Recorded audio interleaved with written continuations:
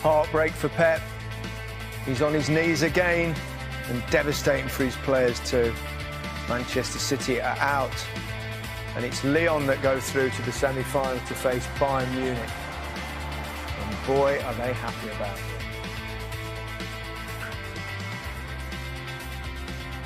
And that's how it looks. It's Germany against France in the two semi-finals. Leipzig play Paris Saint-Germain on Tuesday, and then it's Lyon Bayern on Wednesday. And both those games, of course, will be exclusively live here on BT Sport. Can't do it, can they? No, it's been a cruel competition to them in recent years, and today was no different. And we see the second goal was I mean. Yeah. We spoke about kamikaze defending yesterday. Today, again, we spoke about the one in the first half that City conceded. This one's even worse because it's so much more glaring. The ball turns over. Once that ball turns over, Garcia, who's the last man, he's the only defender in his half. He immediately feels he needs to engage with Dembele there. And the moment he does that, that gives these guys the impetus to start making runs forward and getting into the City half. He goes and engages. Once he makes that decision to go, then it's all about being a foot race. And you see as I play it there, right now, there's not one player in City's half. Look at all this space, come on. Imagine you playing in that against that. That's like dream about playing against defenders that do that. It's and like a striker's dream. And for a defender to evacuate that space and allow there to then be a foot race and to say, right, look on, if you play it in there, you've got a chance to get in there. There's no security kind of thinking at all. Amateurish. Exactly. And then you see the ball goes through.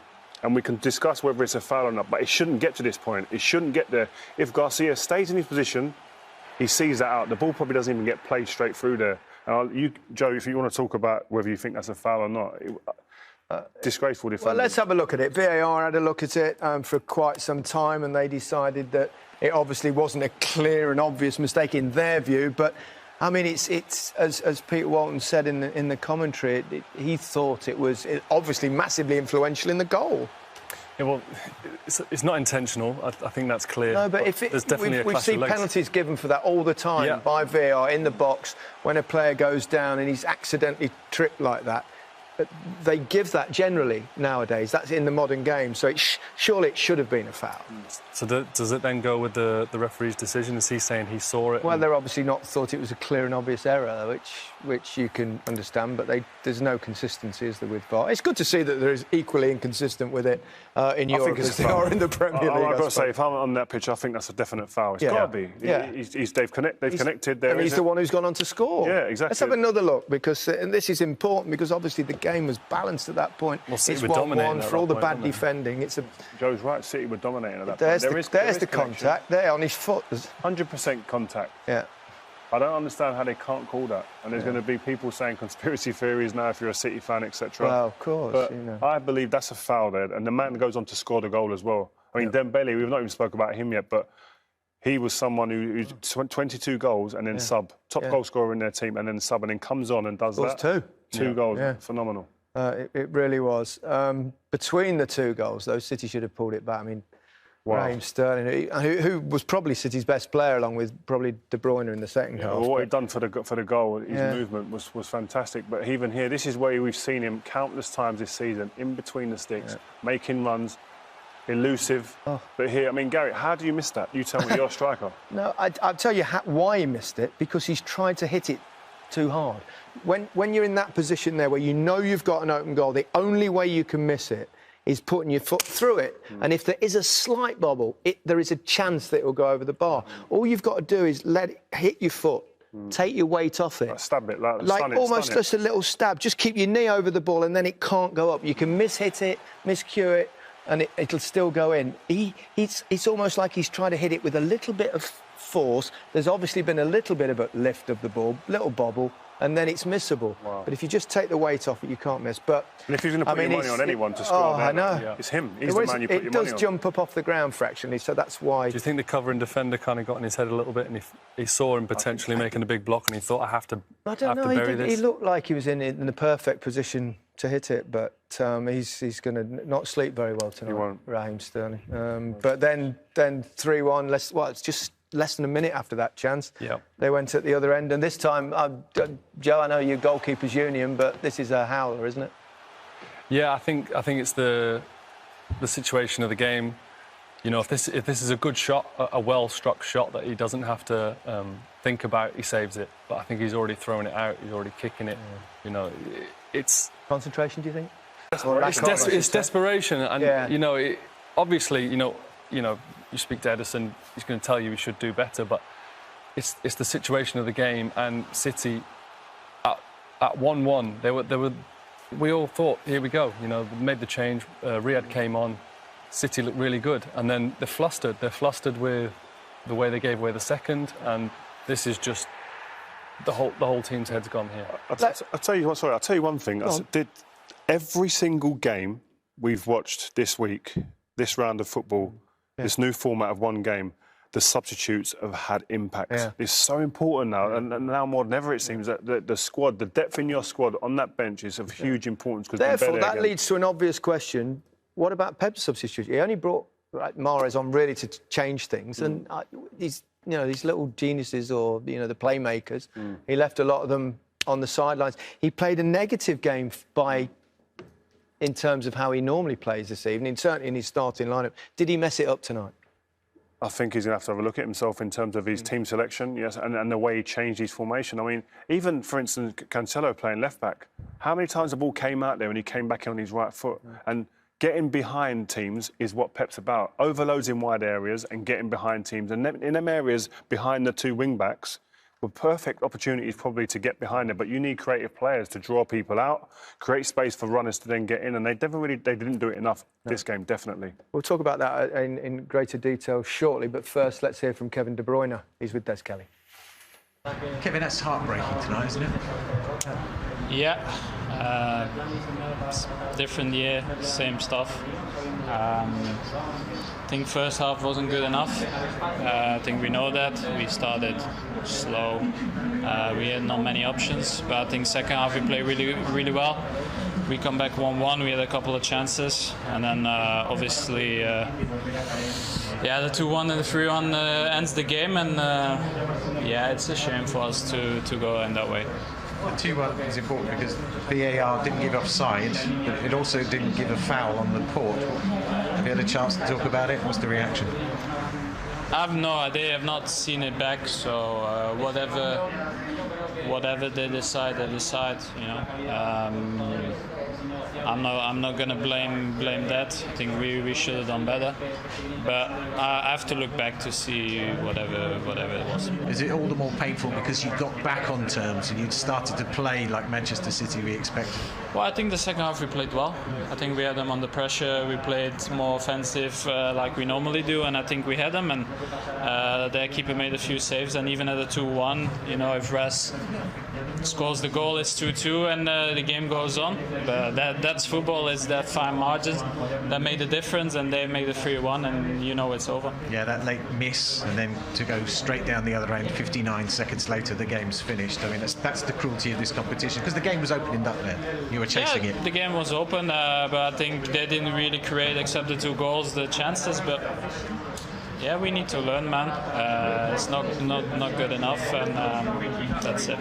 They're the kind of side that you knew if they took the lead, they'd just sit and soak it up, and like they did against Juventus.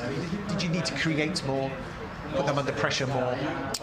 Well, I think first half, yes. I think second half we created enough to score enough goals. So you know, is that difference of scoring and not scoring that makes it, and we didn't do enough today. All you can do is go again next year. Well, it's time to go home. It's been a long season. I need to go back home because my wife is expecting any moment, so I've got something to focus on personally, but yeah, it's hard. Thanks. Thank you. Well, good luck to him and his wife for the newborn coming. Interesting there, he said himself, the first half we weren't very good. We should be more offensive normally and play like we normally do. And that's very true, isn't it? They weren't their normal selves. They had a different lineup, a slightly negative lineup. Yeah, it wasn't. That might have been brought on from previous games at this stage. they've come a cropper at this stage in the last couple of years. So maybe Pep's thought about that and thought, I need to be maybe a bit more conservative, not as expansive. But you see that there's frustration there in an interview. And I'm sure you know what you're like when you're a player in a change room and you don't see the names on a team sheet that you expect to see or that you're accustomed to always seeing. It does send a little bit. Have you had that? It did. We had it against Bayern Munich. And I mean, Darren Gibson won't thank me for saying it, but it was a young player and not one of the players that you expected to play in that game. He starts the game and everyone's looking around like, whoa, to be fair, he went out and scored a goal, but we didn't get through in the end, I don't think. But it's more about when you watch that team today and we talk about Man City and we give them the credit and we sit here and we speak, how good they were, etc. It's always about the offensive side of the game and about the imagination, about the creativity.